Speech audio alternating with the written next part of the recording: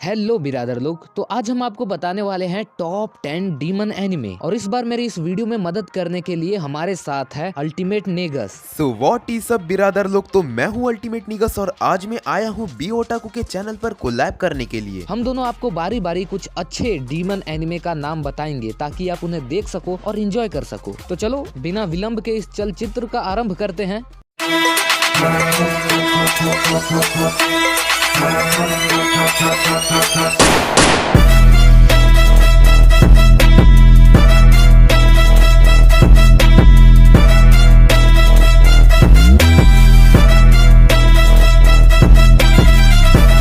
तो 10th number पर जो एनीमे है वो है डेविल एंड रियलिस्ट। तो ये anime guys one of the unique anime में अपना नाम बनाता है। तो इस एनीमे का प्लॉट कुछ ऐसा है कि हमारा मेन कैरेक्टर विलियम जो कि बहुत ही अमीर फैमिली से बिलोंग करता है। तो एक दिन विलियम के फैमिली के साथ कुछ प्रॉब्लम हो जाती है जिसकी वजह से उनके बिजनेस में बहुत ही ज्यादा लॉस हो जाता है। तो विलियम इस बात से डरा हुआ होता है कि उसके फैमिली का जो अच्छा खासा नाम उन्होंने जो कमाया है वो मिट ना जाए। तो फिर विलियम अपने घर आता है और अपने फैमिली के बटलर के साथ कुछ ऐसी चीजें ढूंढता है जिसको बेचकर उसे पैसे मिले, लेकिन उसके बदले उसको अपने घर के नीचे एक सीक्रेट अंडरग्राउंड रूम मिलता है जो कि उसके एंसेस्टर यानी कि उसके पूर्वज छोड़ गए हैं। और जब विलियम उस अंडरग्राउंड रूम में जाता है तो वहाँ पर एक मैजिकल सील लगा होता है जो कि एक डेंटेलियन नाम के डेविल को समन करता है। और वो डेविल फिर विलियम को ये रिवील करता है कि वो एक डिजाइनेटर है जो कि चूज कर सकता है डीमन वर्ल्ड का अगला रूलर कौन होगा, यानी कि डीमन वर्ल्ड का अगला डीमन लॉर्ड। तो तुम लोग तो जानते ही हो कि जब किसी को कोई अपॉर्चुनिटी मिलती है तो सब उसका फायदा उठाने के लिए किस तरह से आ जाते हैं। तो बहुत से डीमंस विलियम को मिलते हैं जो कि उससे कहते हैं कि भाई मुझे डीमन लॉर्ड बना दे। विलियम डीमन लॉर्ड किसे चुनता है और आगे विलियम को क्या क्या परेशानी उठानी पड़ती है ये तो आपको इस एनीमे को देखने के बाद ही पता चलेगा। आपको बहुत कुछ इस एनीमे में देखने को मिलेगा जैसे कि mystery, comedy, demon, fantasy, supernatural और स्कूल। तो इस एनीमे को एक ट्राई जरूर देना। नंबर 9 पर जो एनिमे है उसका नाम है आजिन। ये एनिमे 3D एनिमेटेड है जिसके कारण मैंने भी इस एनिमे को इग्नोर मारा था और शायद आप लोग ने भी इसे इग्नोर मारा होगा, लेकिन वो मेरी बहुत बड़ी गलती थी क्योंकि जब मैंने इस एनिमे को देखने का फैसला किया और कुछ एपिसोड देखे तब मैंने सोचा ये तो बड़ा नाइस एनिमे है, ये तो मेरे पसंद का एनिमे है, मेरा बस चले तो मैं पूरा दिन इस एनिमे को ऐसे देखता रहूं, पूरा दिन रात ऐसे देखता रहूं। इतना जबरदस्त एनिमे था। अब इस एनिमे की खास बात है कि ये टिपिकल एनिमे से बहुत ज्यादा अलग है क्योंकि इसमें जो मेन कैरेक्टर है वो मेन कैरेक्टर वाले काम नहीं करता। इस एनिमे का मेन कैरेक्टर बहुत ही ज्यादा सेल्फिश होता है जो कि एंड तक सेल्फिश ही रहता है। इस एनिमे में 2 सीजन है, दोनों ही बहुत कमाल के हैं। हाँ, जो सेकंड वाला है वो थोड़ा सा स्लो लग सकता है लेकिन दोनों बहुत ज्यादा कमाल के हैं। इस एनिमे की कहानी कुछ ऐसी है कि काई नागाई नाम का एक बंदा होता है जो कि एक नॉर्मल स्कूल लाइफ जी रहा होता है, लेकिन एक दिन उसको कोई गाड़ी ठोक देता है और वो मर जाता है। लेकिन ताज्जुब की बात ये होती है कि वो दोबारा जिंदा हो जाता है और उसके बाद उसे पता चलता है कि वो एक आजिन है। आजिन इस एनिमे में एक स्पीशीज है जिसे आप डेविल, डीमन या फिर कोई एलियन बोल सकते हो, जो कि कभी भी नहीं मरते, उन्हें मारा नहीं जा सकता और उसे इंसानियत का दुश्मन माना जाता है और पूरी की पूरी दुनिया उसके पीछे पड़ जाती है, यानी कि काई नागाई के पीछे। अब आगे क्या होता है ये तो आपको एनिमे में ही पता चलेगा। ब्लैक बटलर ये एनीमे 8th नंबर पर अपनी जगह बनाती है। इस एनीमे के 24 एपिसोड से और ये 2008 में रिलीज हुई थी। तो अगर इस एनीमे के प्लॉट के बारे में बात की जाए तो इस एनीमे में 2 लीडिंग कैरेक्टर्स है, सील फैंटम हाइव और सेबेस्टियन। तो इस एनीमे की स्टोरी बेस्ड है सील फैंटम हाइव पे और सेबेस्टियन एक डीमन है जो कि सील फैंटम हाइव का साथ देता है। सेबेस्टियन और उसकी फैमिली एक नोबल फैमिली होती है जो कि क्वीन के नीचे काम करते हैं, यानी कि उनके पास गवर्नमेंट को ऑर्डर देने की और कंट्रोल करने की पावर है। तो एक दिन होता क्या है कि कुछ लोग सील फैंटम हाइव के घर पे आग लगा देते हैं और उसकी फैमिली को खत्म कर देते हैं, लेकिन सील फैंटम हाइव उनसे बदला लिए बिना बिल्कुल भी नहीं मानता है और उसके लिए उसकी मदद करता है सेबेस्टियन। वो दोनों एक कॉन्ट्रैक्ट साइन करते हैं जिसकी वजह से सील को अपना सोल सेबेस्टियन को देना पड़ता है और बाद में ये दोनों बहुत से मिस्ट्रीज को सॉल्व करते हुए दिखाई देते हैं और ये एनिमे बहुत ही ज्यादा इंटरेस्टिंग है गाइस। तो इस एनिमे को एक ना एक बार जरूर ट्राई करो। इस एनिमे का एक आर्क और बहुत से मूवीज भी हैं, so be sure to watch this one.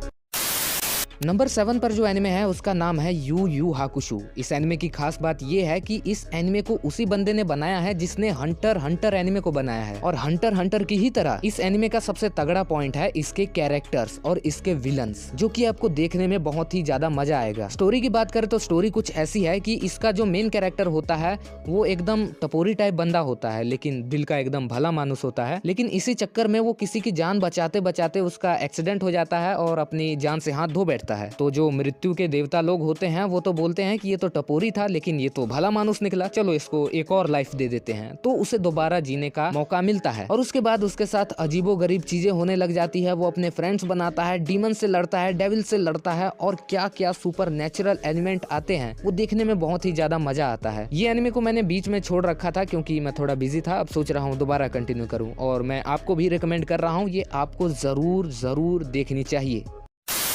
The devil is a part timer ये एनीमे 6 नंबर पर अपनी जगह बनाती है। ये एनीमे कॉमेडी, डीमन, फैंटेसी और रोमांस के कैटेगरी का एनीमे है। तो अगर आप कोई भी कॉमेडी टाइप का एनीमे ढूंढ रहे हो तो ये एनीमे आप ही के लिए है। लेकिन कॉमेडी समझ के इस एनीमे को बिल्कुल भी अंडर एस्टिमेट मत करना, क्योंकि इस एनीमे में हमारा मेन कैरेक्टर एक डीमन लॉर्ड है। तो होता क्या है कि एक दूसरे वर्ल्ड में डीमन लॉर्ड एक वॉर स्टार्ट करता है और वो उस वर्ल्ड पे कब्जा करना चाहता है और सब कुछ ठीक ही चल रहा होता है। लेकिन एक दिन कुछ हीरोज की टोली टपक पड़ती है जो कि डीमन लॉर्ड को हरा देती है। तो एक्चुअली में उसको हरा देना नहीं कहा जा सकता, जो कि आप लोग एनीमे देखकर ही पता करो। तो फिर बाद में होता क्या है कि डीमन लॉर्ड वहां से एस्केप होने के लिए एक पोर्टल खोलता है जो कि डायरेक्टली ह्यूमंस के वर्ल्ड से कनेक्टेड होता है। तो फिर डीमन लॉर्ड और उसका लॉयल जनरल पोर्टल में घुस के ह्यूमन वर्ल्ड में पहुंच जाते हैं और वहां पहुंच के उनका मैजिक कम पड़ जाता है, क्योंकि ह्यूमन वर्ल्ड में ज्यादातर माना एग्जिस्ट नहीं करता। और इस ह्यूमन वर्ल्ड में आके वो कैसे बदलता है और किन किन लोगों का इसमें हाथ होता है, वो तो जानने के लिए आपको ये एनीमे देखना होगा। और बहुत से बैडएस मूवमेंट्स है इस एनीमे में जिसको देख के आप लोग हैरान हो जाओगे। So be sure to check this anime.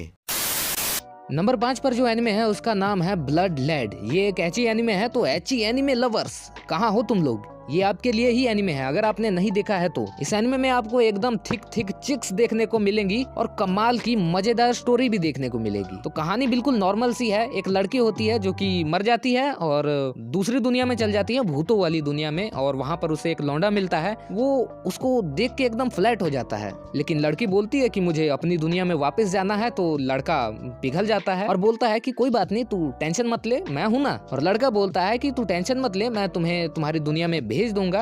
अब वो कैसे भेजता है उस लड़की को अपनी दुनिया में, वो तो देखने में बहुत ही ज्यादा मजा आएगा। स्पेशल बात इस एनिमे की, इस एनिमे की फाइट्स बहुत ही ज्यादा कमाल की है। तो अगर आपको एची नहीं पसंद तो कम से कम फाइट्स के लिए तो इस एनिमे को देख ही लो, क्योंकि आपको डिसअपॉइंट बिल्कुल भी नहीं करेगा ये एनिमे।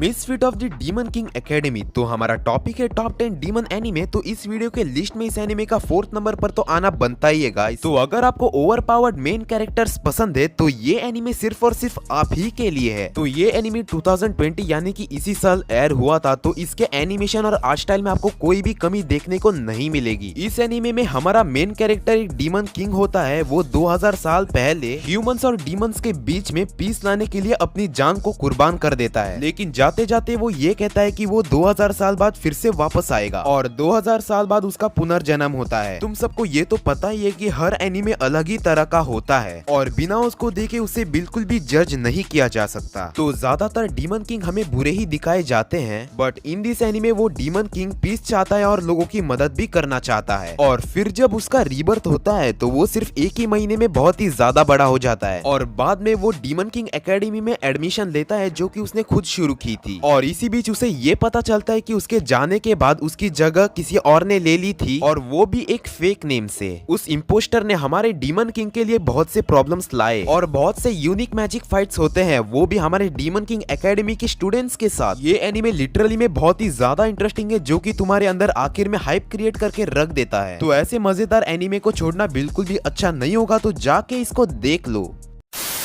नंबर 3 पर जो एनिमे है उसका नाम है उशियो एंड तोरा। इस एनिमे की खास बात ये है कि ये एनिमे आपको फ्री में ही YouTube पर मिल जाएगा, वो भी म्यूज एशिया के चैनल पर। अब तुम लोग सोच रहे होंगे कि ये फ्री में मिल रहा है तो बकवास एनिमे होगा। ऐसा बिल्कुल भी नहीं है यार। अगर आप लोग इस एनिमे को इग्नोर करते हो तो आप बहुत ही बड़ा एंटरटेनमेंट मिस कर रहे हो। तो इसकी कहानी बहुत ज्यादा सिंपल सी है। इस एनिमे में एक प्रिस्ट होता है जिसका एक बेटा होता है जिसका नाम होता है उशियो। वो एक नॉर्मल स्कूल बॉय होता है और जो प्रिस्ट होता है वो एक मंदिर की रक्षा करता है और वो उस मंदिर में किसी को भी आने नहीं देता है। लेकिन जो उसका बेटा उशियो होता है वो ही चला जाता है उस मंदिर के अंदर और बेसमेंट में वो पाता है कि वहाँ पर एक डीमन है जिसके छाती में एक भाला घोप के रखा हुआ है, यानी कि उसे कैद करके रखा हुआ है एक किसी लेजेंडरी हीरो द्वारा। अब वो जो डीमन होता है जिसका नाम तोरा है वो उशियो को किसी तरह कन्वेंस कर लेता है, अपनी बातों में फंसा लेता है कि वो उस भाले को निकाल दे, यानी कि उसकी सील तोड़ दे। अब तो वो कर देता है क्योंकि स्टोरी आगे कैसे बढ़ेगी। तो उशियो सील तोड़ देता है और सील टूटने के बाद जो तोरा होता है, तोरा मॉन्स्टर उशियो को ही मारने लग जाता है। लेकिन उशियो के हाथ में जब वो स्वॉर्ड या फिर क्या भाला जब हाथ में आता है तो अचानक से ही उसमें आत्मा घुस जाती है उसी लेजेंडरी वॉरियर की जिसने उसे कैद किया था उस मॉन्स्टर को, और वो उसके साथ फाइट करता है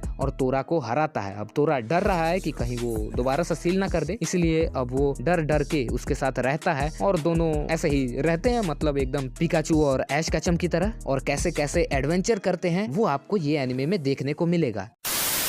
तो सेकंड नंबर पर जो एनिमे है वो है ब्लू एग्जॉर्सिस्ट। जब मैंने इस एनिमे को पहली बार देखा था तो मुझे ये अंदाजा हो गया था कि इस एनिमे की स्टोरी, आर्ट स्टाइल और एनिमेशन में ऐसा कुछ है जिसको देख के बाद में लोग इस एनिमे के साथ अट्रैक्ट हो जाएंगे। ये एनिमे इतना अच्छा होके भी बहुत ही ज्यादा अंडररेटेड है क्योंकि बहुत से लोगों ने इस एनिमे को अभी तक नहीं देखा है। तो इस एनिमे में हमारा मेन कैरेक्टर एक्चुअली में डीमन किंग सातान का बेटा होता है, जो कि एक्चुअली में उसको खुद को ही नहीं पता और बाद में लोग उसकी आइडेंटिटी और उसके पावर्स को जान के उसको कैसे हेट करने लगते हैं, जो कि बहुत ही ज्यादा बुरी बात है क्योंकि हमारा मेन कैरेक्टर बहुत ही ज्यादा अच्छा है और वो कभी भी बुराई का साथ नहीं देता। तो देखो इस एनिमे में और भी बहुत कुछ है जो कि मैंने अभी तुम्हें नहीं बताया है क्योंकि मैं इस एनिमे का मजा बिल्कुल भी स्पॉइल नहीं करना चाहता। इस एनिमे की एक और मूवी है और क्योटो सागा नाम का एक आर्क भी है। ये anime action, demon, fantasy, shonen और सुपर नेचुरल पे बेस है। तो अगर आप एक ट्रू एनिमे फैन हो तो आप इस एनिमे को जरूर देखोगे। तो इस एनिमे को एक ना एक बार तो ट्राई जरूर करना। Number 1, devil man cry baby. सबसे पहले तो मैं ये कहूँगा कि आप मतलब 18 साल के हो तभी इस एनिमे को देखना, क्योंकि बहुत ज़्यादा वायलेंस और बहुत ज़्यादा न्यूडिटी मिलेगी आपको इस एनिमे में। तो अगर आप लोग उम्र में ज़्यादा हो या फिर आपको इन सब से दिक्कत नहीं है तो आप देख सकते हो। और एक और बात, ये बहुत ही ज़्यादा डिस्टर्बिंग एनिमे है, बहुत ज़्यादा सैड एनिमे है। तो अगर आपको सैड होना पसंद नहीं है तब भी इस एनिमे को ना देखें। इस एनिमे की कहानी बहुत ही ज़्यादा सिंपल सी है। इसमें एक बच्चा होता है जिसे लोग क्राई बेबी बोलते हैं, मतलब वो हर छोटी से छोटी बात पर रोने लग जाता है। अब वो छोटा था तब तो कोई बात नहीं, लेकिन जब वो बड़ा होता है तब भी वो ऐसा ही करता है, इसीलिए उसे लोग क्राई बेबी भी बोलते हैं। लेकिन अचानक से ही कुछ कारणवश वो एक डेविल बन जाता है और अच्छे बुरे काम करता है। अब इसका मैं पूरा प्लॉट तो नहीं बोल सकता कि ये क्या करने वाला है या कैसे होगा, क्योंकि ऐसा कुछ एनिमे का नहीं है कि क्या होगा, बस आपको एंडिंग देखनी है और जाननी है कि क्या होगा। और फिर से कहूंगा ये एनिमे बहुत ही ज्यादा सैड है, तो अगर आपको सैड होना पसंद नहीं है तो बिल्कुल भी ना देखिए ये एनिमे। ये एनिमे आपको नेटफ्लिक्स में भी अवेलेबल मिल जाएगा, जिसकी डबिंग कमाल की है। वैसे जैपनीज ही देखना, जैपनीज बेटर है। तो बस दोस्तों ये थी हमारी लिस्ट। आपको ये लिस्ट कैसी लगी मुझे कॉमेंट सेक्शन में जरूर बताना। चैनल पर नए हो तो चैनल को सब्सक्राइब जरूर करना, मेरे चैनल को भी और अल्टीमेट नेगस के चैनल को भी। नीचे डिस्क्रिप्शन में लिंक होगी, जल्दी जाओ उसके 5000 सब्स करवा दो। और हाँ, अगर आप इंस्टाग्राम यूज करते हो तो आओ यार इंस्टाग्राम में, मैं ऑनलाइन ही रहता हूँ और सबको रिप्लाई करता रहता हूँ। हम बात करेंगे @नकली ओटाकू पर। तो बस आज के लिए इतना ही, चलता हूँ, फिर मिलेंगे कहीं किसी नेक्स्ट वीडियो में।